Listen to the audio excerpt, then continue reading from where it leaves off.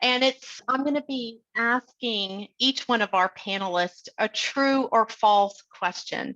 Please keep these short. You can add an extra sentence or two if you want, just to further support the answer that you have. But we will be going through a little bit more detail in our further questions in the main part of the Q&A session. But just to start things off, just to kind of warm everybody up, Rana, here's one for you. Testing in the Microsoft Dynamics 365 environment is vastly different from competitive alternatives. True or false? I'm going to have to say false to that. Probably from technical perspective, implementation, it could be different, but when it comes to implementing an approach as a test manager, the approach and principles of delivery kind of applies largely to ERP transformations, regardless if it's D365 or SAP, for example. Great, thank you. Shakar, companies implementing MSD365 should provide time for the test team to be familiar with the modules they are implementing. I've got to say for that one, that would be mostly true. Having time available to understand those modules and the business processes, the future state business processes that will be implemented as part of the D365 implementation is hugely beneficial. And we've seen that in past implementations, that allowing for that time for the test team, is advantageous in the long run. Mm-hmm. Great. And Russ, last one's for you. Companies should think about the ongoing software updates after the implementation effort. True or false? Not after the implementation, so that's false. What I would want is a comprehensive business strategy that really focuses on reducing the total cost of ownership. Fantastic, thank you. So where I want to start, really jumping into some of our key questions for the rest of our session today, is I want to take a look at based on our experience. So Shakar, Rana, and Russ, all of you have extensive experience in the testing environment and with MSD 365. Rana, I'm going to have you kick this one off, which is taking a look at what are some of the top challenges that you see with MSD 365 testing and implementation. Then I'll let Shakar and Russ add anything extra on top of that.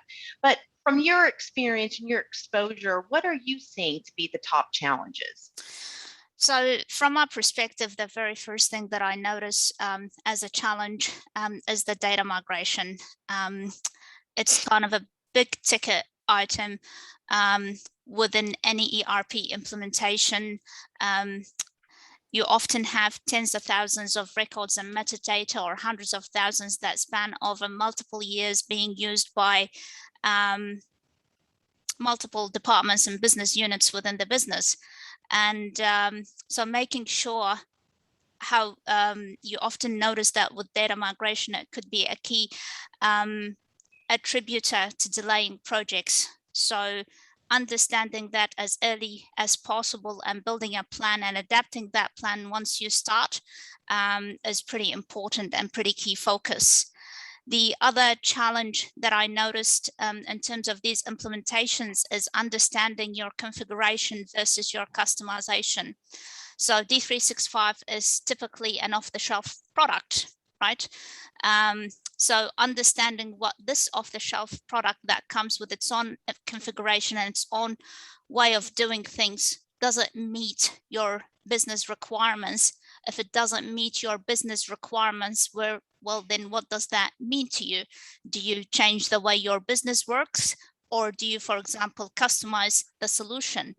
Which case, for example, that introduces risk to your implementation and delivery and post implementation, once you go live, because the more customizations you've got, then it's something that you have to be aware of every time you do an upgrade. So it's understanding what are you configuring, what are you customizing, and making sure that you actually test both, because you often come across sometimes people would say, well, we don't need to test the configuration. Actually, you do need to test the configuration, not just the customization, because this is a different environment, different industry, and different, data sets for every organization. So it's about making sure that D365 works for your organization. Yeah. And the last challenge that I wanted to talk about is making sure that your business processes work end to end, right? So typically speaking, D365 gets implemented in organizations that consist of multiple business units, right? You've got your retail, for example, you've got your supply chain and warehouses, and then you've got your finance team, and then you have them all integrated with each other, as a business process, and information flowing between the different business units. So while you've got sometimes people get really focused on their world and they test their finance and they test their warehouse and then they test their retail, at the end of the day, you've got to make sure that what you deliver in production works end to end, being the data, your integrations, and your business processes that have been configured or customized. The whole thing has to come together. So it's about making sure that you're always stepping back and thinking about, can we operate this end to end? And what else do we need to do? Yeah, and I'd echo that. I think the biggest challenge is that just being very clear about the success for your business, the outcomes you need in your wider ecosystem. It's the biggest challenge when you're working across different business units. Yes. Yeah, definitely agree with all of those. And looking at what Rana has mentioned in her challenges, the data migration, the customizations, configurations, and testing of those, the end-to-end future state business processes. One thing that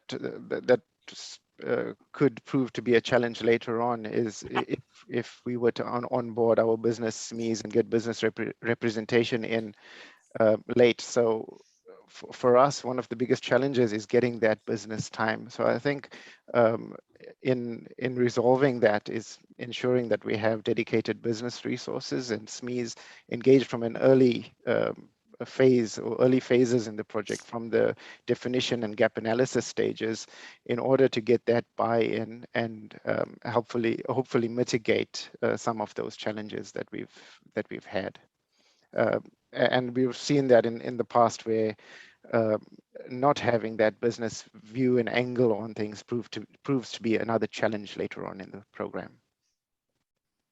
So Shukar, just on that experience in getting the right people involved in the project from the beginning, from your perspective, what is some of the requirements that you see for the team in working with MSD 365 as looking in from a test perspective? Any other individuals from within the customer that might be required for the success around this? Yes, absolutely, and I think it's essential to have the test hygiene that test professionals bring in, but equally essential is having that business view, and not just for supplementing and fortifying the test team in creating smoother test phases and transitions between test phases, and then helping in business acceptance later on, but also in some things that we might view as more technical solutions like data migration. It's also important that we get the business view and feedback on early in those design stages, so that the business understand that this is how we're currently interacting and viewing our data.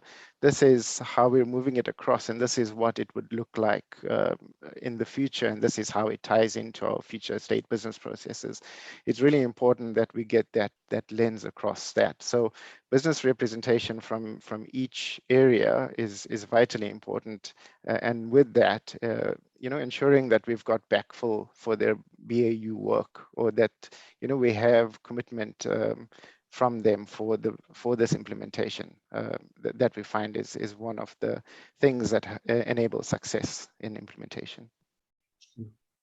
Thank you. And you had mentioned something in around data migration. So Rana, let me ask you this one question, which is, from the data migration perspective, where does that factor in terms of timing and in the workflow around the build and the deploy? Is it something you think about right from the very beginning, or as you're carrying through in the process? Yep, absolutely. It's something that we think about right from the beginning. Often you're dealing with tens of thousands, if not hundreds of thousands of metadata. So the earlier you get onto this, the better position you're in.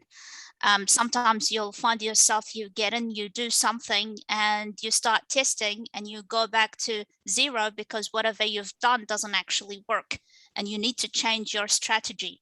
So the sooner you get on with your data migration, the better position you're in as a delivery team and as an organization. So we think about it as early as possible, and we get the team involved to define the approach of what we need to test, what environments, what tools, how we're going to test, who do we talk to. We get all that set up if possible, as early as possible. Having said that, I just want to highlight something, is that not having the data migration available to you to test does not mean that you can get on with the rest of your testing, because I've heard that from some of our customers in the past where they've said, well, we can't start our actual SIT testing or system testing because we haven't got the migrated data. And my response to that usually is, actually, you can create your own data and start with your testing. And when the migrated data becomes available to you, then you can get on with testing that migrated data and getting that data involved in your testing. But needless to say, of course, the earlier it's available to you, the better position you're in. Yeah, and just to add to that, sorry, Russ, I absolutely agree with Rana on that stage. And I think it's essential in planning out these activities that we understand when the data migration effort is being considered and when that will be delivered, so that we can be strategic in which phase we can introduce that into test execution. Ideally, we would love that to be in for business acceptance testing, so that the business have an opportunity to interact with migrated data and accept the solution on that terms. Yeah, absolutely. So start early is a strong recommendation. And just echoing Rana, it's start early, but build in those demos, build in those customer exposure to actually the functionality of the system, both internal and external. So Russ, let me ask you this next question, which is around customization. We have touched upon that a little bit. But when we look at customization, there's a customization that's reliant from a business process perspective, but also for customers, if you're implementing a CRM system, or even employees and their specific requirements if you're looking at supporting an internal business process. So in terms of customization, what have you found where the CX or EX actually fits in, or does it when it comes to MSD 365? Yeah, it does, but I'd take you back to the reason you're embracing D365 is it's a product. So you want to try and avoid deviating from the product. Rana mentioned earlier, the more customization you have, the more your maintenance costs, and you start to eat away at the benefits of having a product that is delivered to you that's tested. So it's still a part to play in terms of the CX, the customer experience, employee experience. And we really need to mitigate that. We strongly recommend embracing Agile techniques, collaborate early with your people, get them looking at the system, understand, and then you can get your product owners to make really measured decisions about the customization on the way up of how important it is to actually building that customization that will have a maintenance cost. It's not a don't customize, it's a be very measured, be informed about where you customize, and I guess constrain people's creative flair on customization.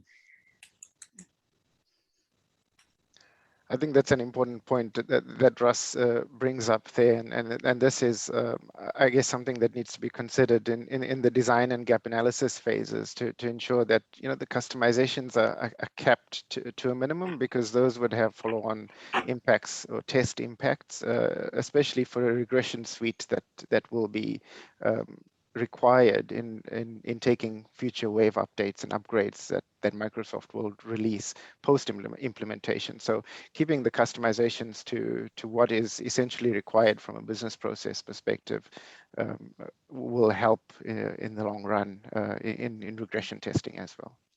So Shakar, just on that, what have you seen the impact? I mean, across your experience of companies that have either taken the product off the shelf and did minimal amount of customization to those that have done quite a bit. What have you found? How has that impacted cost or timing and the testing requirements around it? Has there been a big difference? Yeah, so there's a few ways you can look at it, and I think it leads back into the design analysis and the gap analysis phases, where if the focus is on only taking something that is very core and just some configured solution, then you run the risk of introducing a lot of change later on in the project, where you require customizations to be done, and then vice versa. If you take the angle of customizing too much, then you create the maintenance overhead that will become bulky and difficult to manage from a regression test perspective.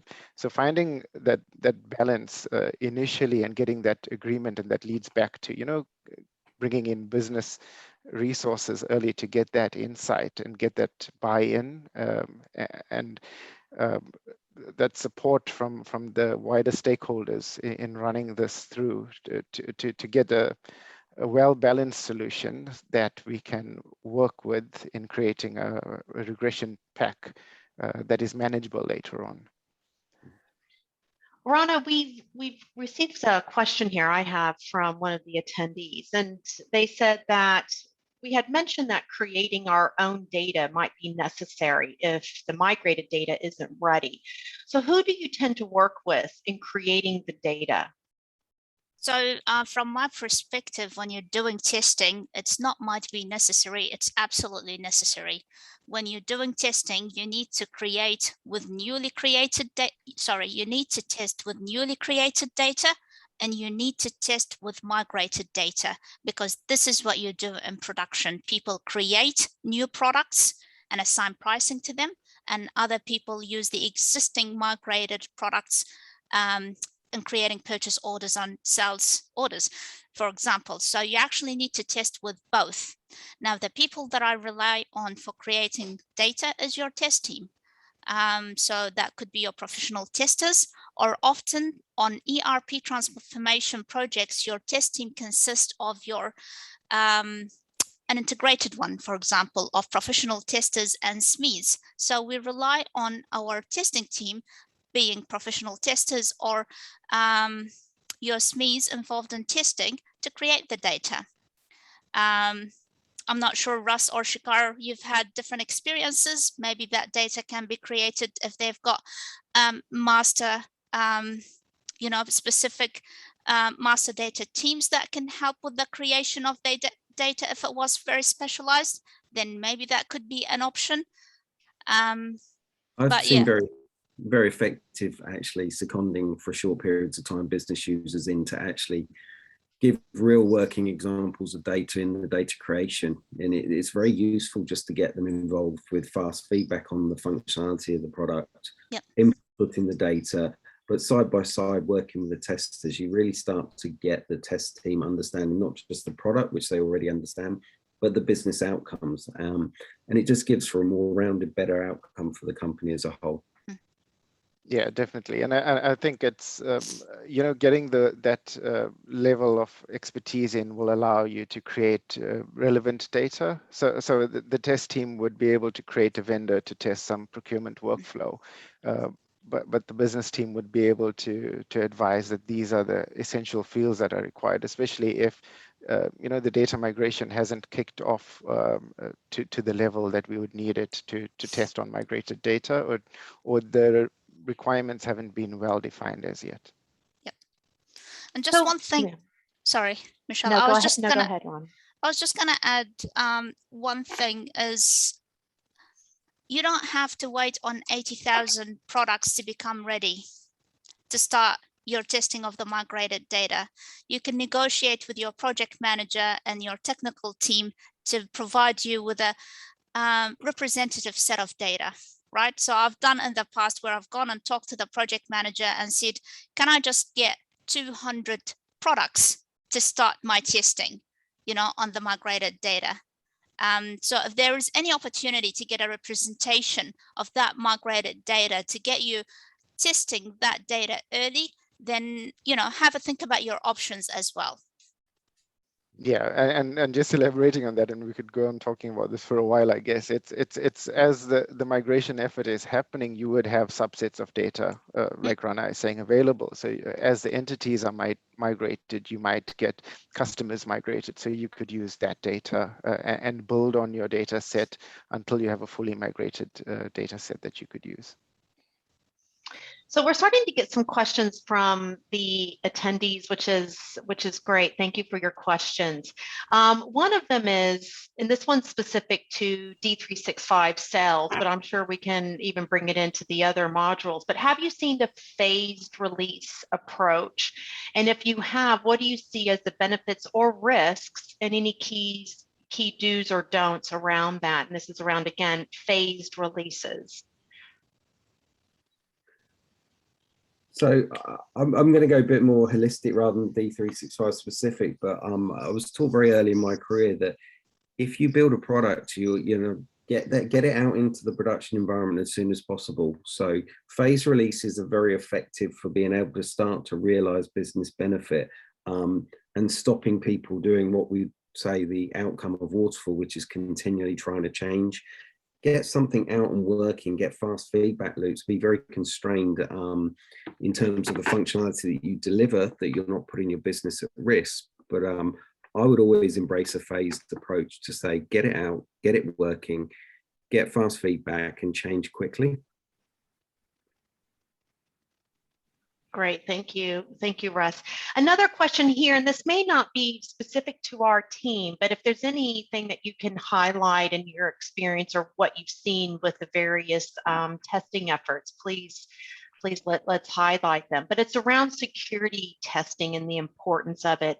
And have there been any areas that you've seen that are really key from that security viewpoint? Or if you find that that's a completely different group, then let's just make that comment as well. So there's two things that we could be referring to when we talk about security for D365. It could be the penetration testing from a security perspective and ensuring that we have systems or solutions that are not accessible by external parties. And it could also then refer to the user security roles that we would need to apply in D365, which allows for various different business departments or areas to do the work that they need to do, and also maintains that security where no other areas of the business could go in and approve purchase orders, for example. So from both of those perspectives, or from the user security role especially, it is very important that we cover that off and that we build those requirements in early, so that by the time we get to the business test phases, the business are testing on their security roles and providing feedback on what their roles should be doing and what they shouldn't be doing as well. Yeah, and I'll probably echo this. My recommendation is always to be very focused about your security tests. Understand your risks clearly, but you build a product. If it's hosted in the cloud, it comes with a level of security from Microsoft. Seeing evidence to that security is typically enough. It's actually about focusing on your key risk areas that don't, you know, make sure your business isn't exposed. Typically that tends to be around the integration layer, because the product will work. It's making sure that your penetration partner has tested those integration layers for security. Great, thank you. Definitely, please keep the questions coming in the chat. Thank you very much for the contributions, everyone. It allows us to be able to answer the questions that are on your top of mind. And I will be allowing some time at the end as well to take everyone off of mute and see if you have any questions you want to ask the panelists live. Two main, or a couple main buckets here of questions I want to ask, and one is around the automation and that software integration side. So Sakar, I'm going to ask this one for you. Where is test automation best place for MSD 365?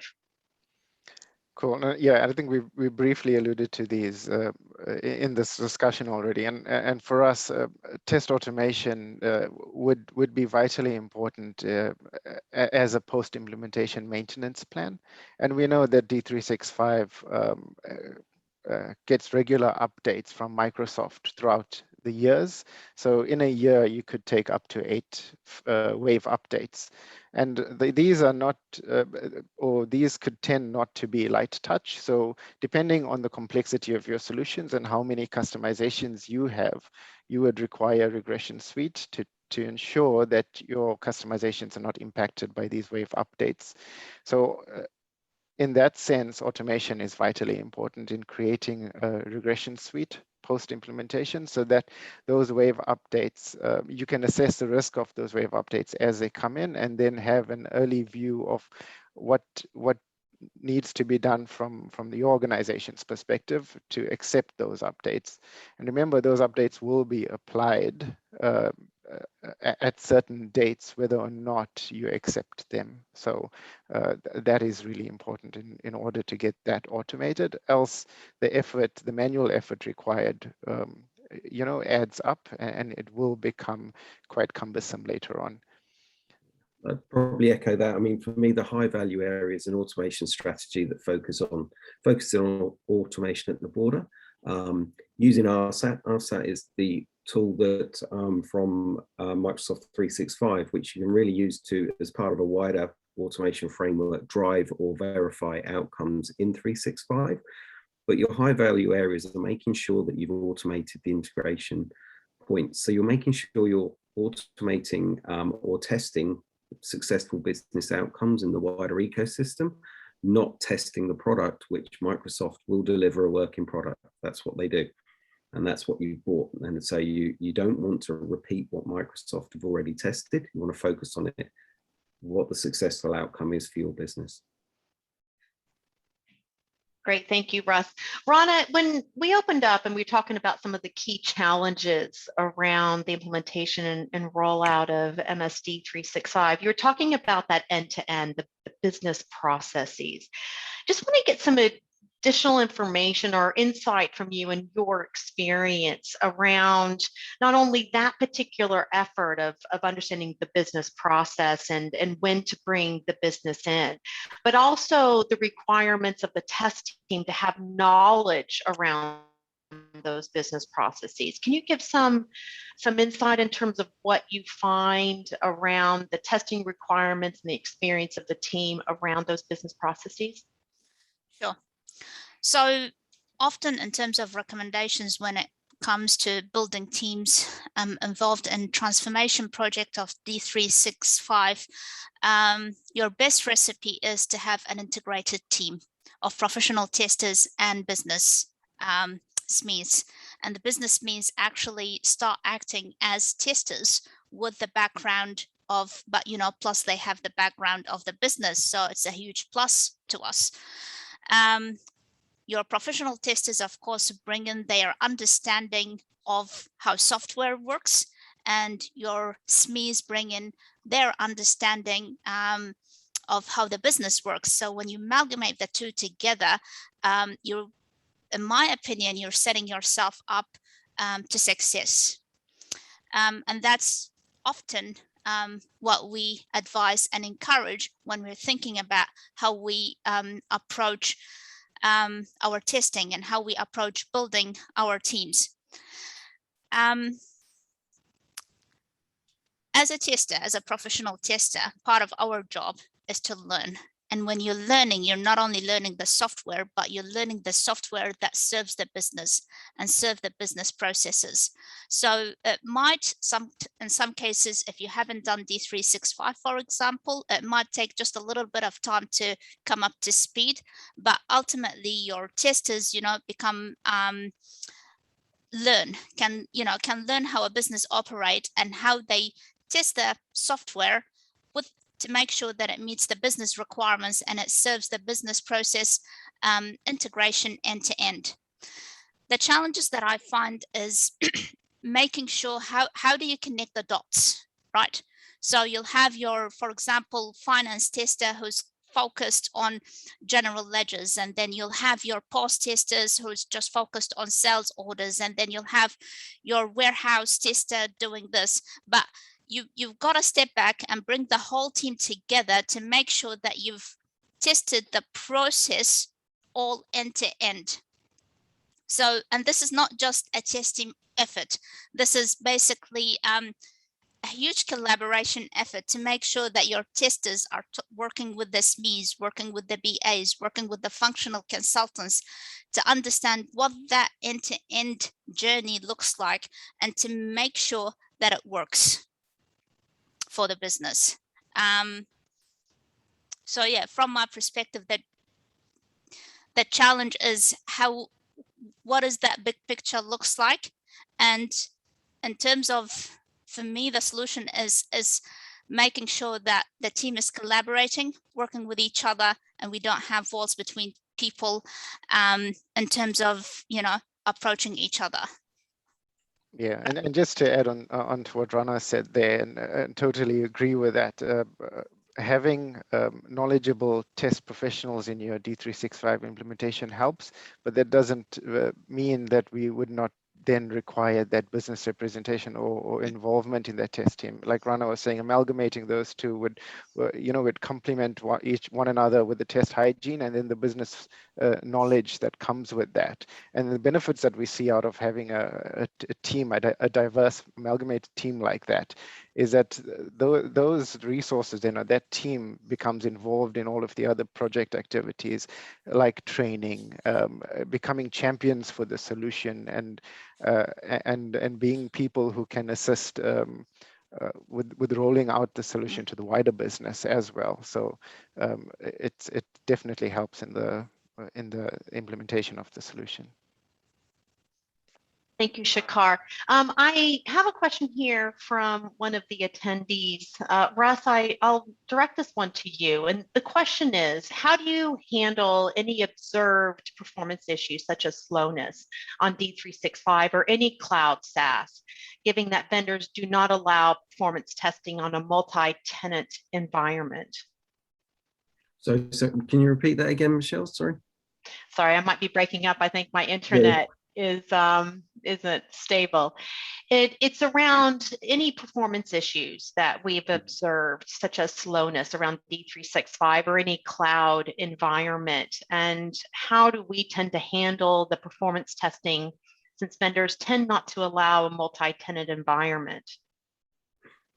So I've not experienced personally an issue where they haven't been responsive. So Microsoft, when there's been issues with the product has been robust in terms of its performance, it's typically been focusing on that end-to-end understanding of the outcomes you need, and the problems you tend to find tend to be related to network, internet, protocols, etc. So it's actually being clear with your performance team and understanding those outcomes. You're going back to, you're not testing the product. The product will come with a set of performance criteria to meet your outcomes. Microsoft will be very quick to confirm that they're meeting those outcomes and will be responsive. But you need to make sure your performance testing is focusing on the end-to-end outcome that you want, and you're really focused on how are you getting the response in the right areas. And a professional performance team will focus down into where they're seeing the time lag, where the issues and the bottlenecks are coming. So I personally not experienced any issue with Microsoft in terms of gaining any responsiveness to performance. It's always been, we give you an outcome, and they've always met it. So I don't know, Shekar, Rana, have you? I would echo that, and I'd share that. We've been involved in performance test efforts for D365 CRM and finance and operations, as we've worked with Microsoft, and Microsoft has various avenues that they can support you on this journey with, and one of them is fast track, and performance testing is also part of that fast track process if you do decide to take that. I'm not an expert with that service, but they do assist you in defining your performance benchmarks and ensuring that you have the relevant requirements captured to allow for that, and also advising on whether you require a tier 4 or tier 5 environment to do that performance testing on. Great, thank you, Shakar. What I'd like to do at this point in time is just opening up the floor to all of our attendees, and you can ask our panelists any questions that you may have that you would like to ask them directly. Just please be mindful that you might be on mute, and at the bottom of your screen will be a microphone that you can click on, the bottom left-hand side, and you can click on that and it'll enable you to ask your question.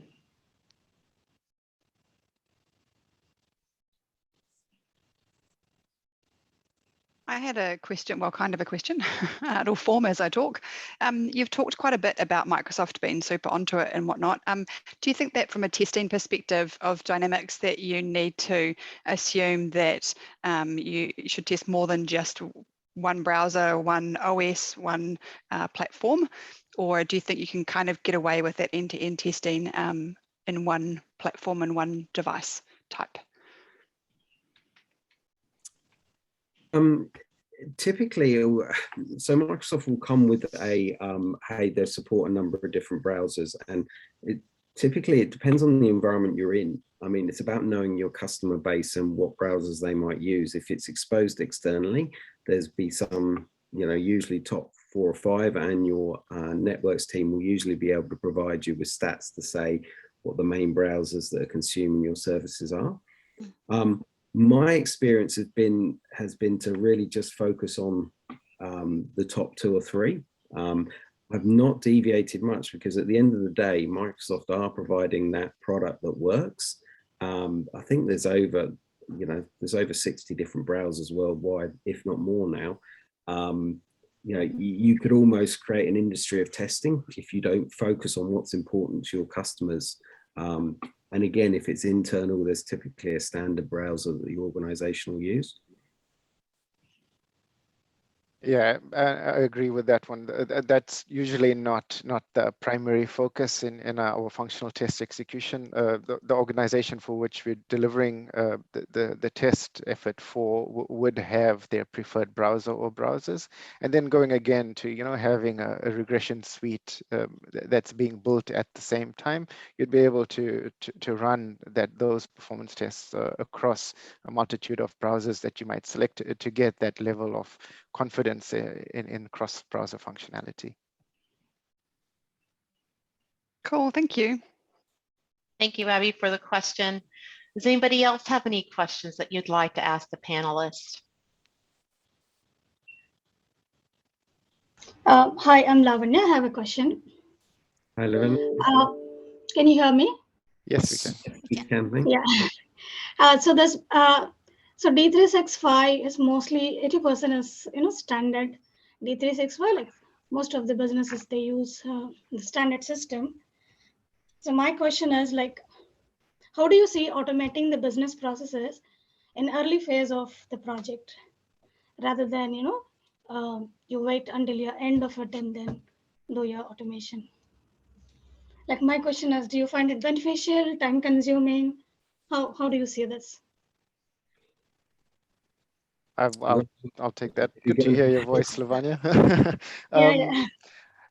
And I think and with any test effort, if that automation of those business processes can be stood up at the earliest phases, then we would definitely see the most benefit from that in being able to build that automation and rerun it in test phases that you've got planned in. So absolutely, automation at an early stage would help.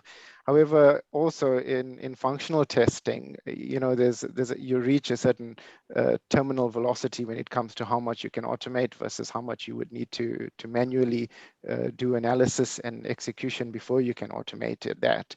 So usually I'd find that the automation you'd see the benefit in terms of time savings in automation in later test phases, and then in the wave updates that you'll take post implementation.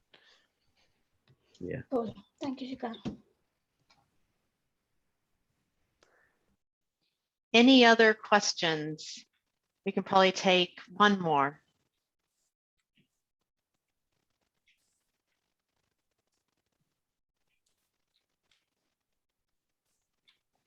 Okay. What I'd like to do just to wrap everything up here is we started off with Rana providing what are the key challenges that we have and that we've seen through our experience around MSD 365 implementations and rollouts. I'd like to now turn to Shikhar and just ask Shikhar, what are you seeing as the 3 best practices from the work that you've been doing around MSD 365? Cool.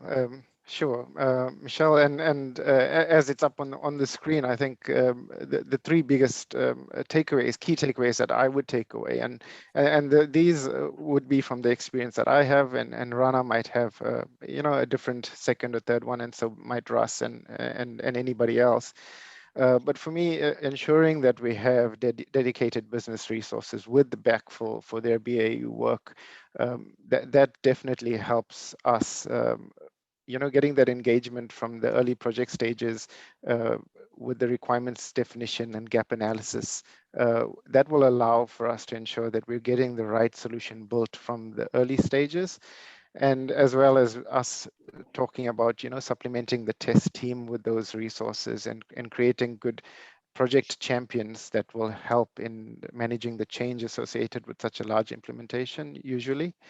The second one, starting data migration early and considering automation or automating that data migration process definitely helps as you're running through the cyclic testing for your ETL components, as well as for creating a more smooth and consistent dress rehearsal process and implementation day or week. And then again, on the third one, having a post-implementation maintenance plan. And I think I've spoken a lot about this one in this discussion, in ensuring that we have that regression suite available to minimize the risk associated with taking wave updates post-implementation. Yeah, I'm certainly finding number 3 is probably the biggest impact, especially for large organizations where they might have 2 or 3 products that are cloud-based. They're actually starting to face the patch proliferation across the business, where they may end up with about 27 patches per year across different cloud solutions. So having a key understanding of that strategy for the post-implementation maintenance and how you actually reap the benefits of Microsoft 365 as a product. So you're not pulling in large scale business testing efforts to verify later.